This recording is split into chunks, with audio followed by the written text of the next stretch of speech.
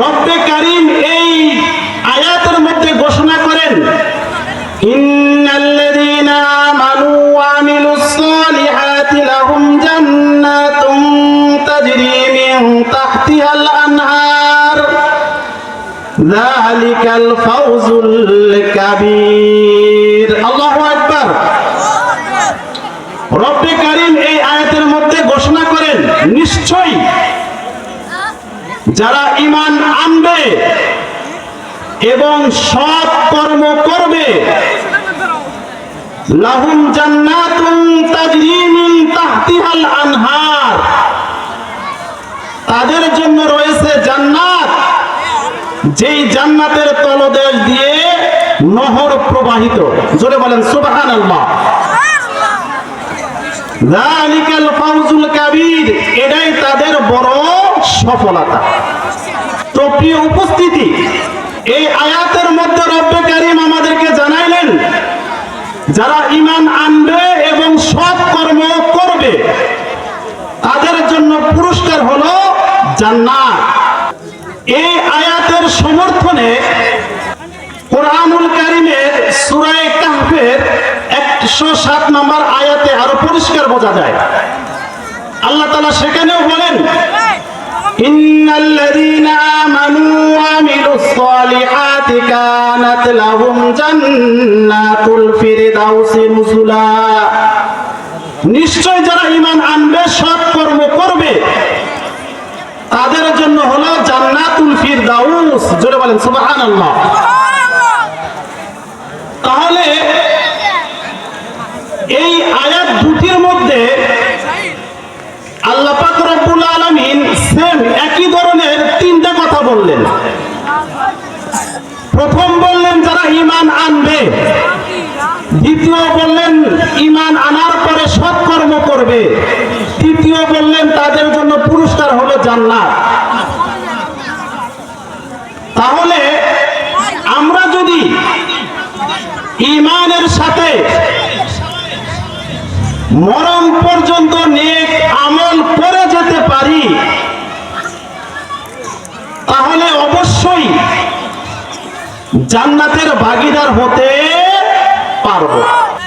তাহলে আমাদের জন্য কাজ দুইটা, একটা হলো ঈমান আর একটা হলো সৎকর্ম। ঈমানের পাশাপাশি সৎকর্মের গুরুত্ব কেমন? আজকে আমরা এই দুনিয়ার মধ্যে 60 বছরের জিন্দেগি, 70 বছরের জিন্দেগি একটু আরাম আয়েশে থাকার জন্য সকাল থেকে নিয়ে সন্ধ্যা পর্যন্ত আমরা পরিশ্রম করি। এক গবেষণায় উঠে এসেছে, আমরা রাত দিন 24 ঘন্টা সময়ের মধ্যে, বিশেষ করে পুরুষেরা রাত দিন 24 ঘন্টা সময়ের মধ্যে ঘরে মাত্র 6 ঘন্টা আমরা বিশ্রাম করি, ঘরে অবস্থান করি, বাড়িতে অবস্থান করি, আর বাকি 18 ঘন্টা আমরা মেহনত করি। কিভাবে এই 6 ঘন্টা সময় বিবি বাল বাচ্চা স্ত্রীদেরকে নিয়ে একটু আরামে সুখে শান্তিতে বসবাস করতে পারি? এই বিশ্বাস, এই ইয়াকিন আমাদের অন্তরের মধ্যে প্রবেশ করেছে। এই দুনিয়ায় সুখে শান্তিতে বসবাস করতে হলে টাকার বিকল্প নাই, সুতরাং যত পারো টাকা ধরো। প্রিয় উপস্থিতি, এই দুনিয়ার 60 বছরের জিন্দেগি, 70 বছরের জিন্দেগি পার করার জন্য যদি আমাদের এত পরিশ্রমের প্রয়োজন হয়, তাহলে আমরা মুসলমান এই কথা বিশ্বাস করি 70-80 বছর পরে যে একটা জিন্দেগি আমাদের সামনে আসতেছে, যে জিন্দেগির শুরু আছে শেষ নাই। রব্বে কারীম কোরআনের মধ্যে ঘোষণা করেন, লাবিসিনা ফিহা আহকাবা, এই পরকালের জিন্দেগিতে আমরা অনন্তকাল অনন্তকাল অনন্তকাল বসবাস করব, যেখানে মরণ কাউকে আর স্পর্শ করতে পারবে না। এরকম একটা জিন্দেগি আমাদের সামনে। সেই জিন্দেগিতে এই দুনিয়ার কোনো টাকা পয়সা অর্থ করি কি বলেন, চলবে? চলবে না। সেই জিন্দেগিতে চলবে শুধুমাত্র নেক আমল। এই জন্য তো সাহাবায়ে কেরামের ইতিহাসের দিকে তাকান। সাহাবায়ে কেরাম নেক আমল উপার্জনের জন্য কি পরিমাণে প্রতিযোগিতা করতেন।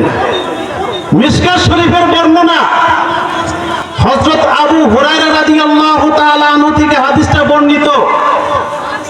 হযরত আবু হুরায়রা রাদিয়াল্লাহু তাআলা আনহু বলেন, একদিন দরিদ্র মুহাজির সাহাবায়ে কেরাম আল্লাহ রাসূল সাল্লাল্লাহু আলাইহি ওয়াসাল্লামের নিকটে আসলেন। এসে অভিযোগ করলেন, ইয়া রাসূলুল্লাহ, ইয়া হাবিবাল্লাহ, আমাদের মধ্যে যারা ধনী তারা তো আল্লাহ তাআলার কাছে অনেক নেক অর্জন করতেছে, স্থায়ী ঠিকানা জান্নাত বানিয়ে নিচ্ছে। আল্লাহ রাসূল জিজ্ঞাসা করলেন, কিভাবে? তখন সাহাবায়ে কেরামগণ বললেন, হে আল্লাহ রাসূল, আমরা নামাজ পড়ি, ওই সমস্ত ধনী সাহাবীরাও নামাজ পড়ে। আমরা রমজানের রোজা রাখি, ওই সমস্ত ধনী সাহাবীরাও রোজা রাখে। তবে তারা দান সদকা করে, আমরা দান করতে পারি না। তারা গোলাম আজাদ করে, আমরা গোলাম আজাদ করতে পারি না। আমরা তো তাদের থেকে সবে অনেক কম। তখন আল্লাহ রাসূল সাল্লাল্লাহু আলাইহি ওয়াসাল্লাম মুস্কি হাসি দিয়া বললেন, আমি কি তোমাদেরকে একটা আমল শিক্ষা দিব, যে আমলটা করলে তোমরা ওই সমস্ত ধনী সাহাবীর সমপরিমাণ সওয়াব অর্জন করতে পারবে? সাহাবীরা বললেন, হ্যাঁ আল্লাহ রাসূল, আমাদেরকে শিক্ষা দেন। আল্লাহ রাসূল তাদেরকে আমল শিক্ষা দিলেন, তোমরা প্রত্যেক ফরজ নামাজের পর 33 বার সুবহানাল্লাহ, 33 বার আলহামদুলিল্লাহ আর 34 বার আল্লাহু আকবার, এই তাসবিহটা প্রত্যেক নামাজের পরে আদায় করতে থাকো। ধনীরা বেশি বেশি দান করে, গোলাম আজাদ করে সবে যে আগায়া যাচ্ছে, তোমরাও তাদের সমপরিমাণ সবে আগায় যেতে পারবা। বলেন সুবহানাল্লাহ। সাহাবায়ে কেরামগণ চলে গেলেন, আমল চলতেছে।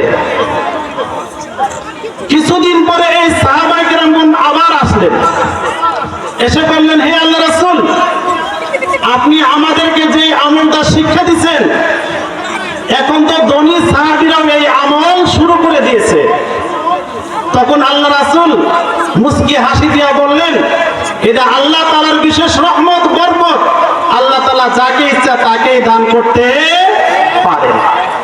প্রিয় উপস্থিতি, এখান থেকে আমরা কি বুঝতে পারলাম? সাহাবায়ে কেরাম সর্বদাই প্রতিযোগিতা করত, কে কার থেকে কত বেশি নেক আমল করতে পারে। সাহাবায়ে কেরামগণ সর্বদাই নেক আমল করার জন্য তারা প্রতিযোগিতা করত।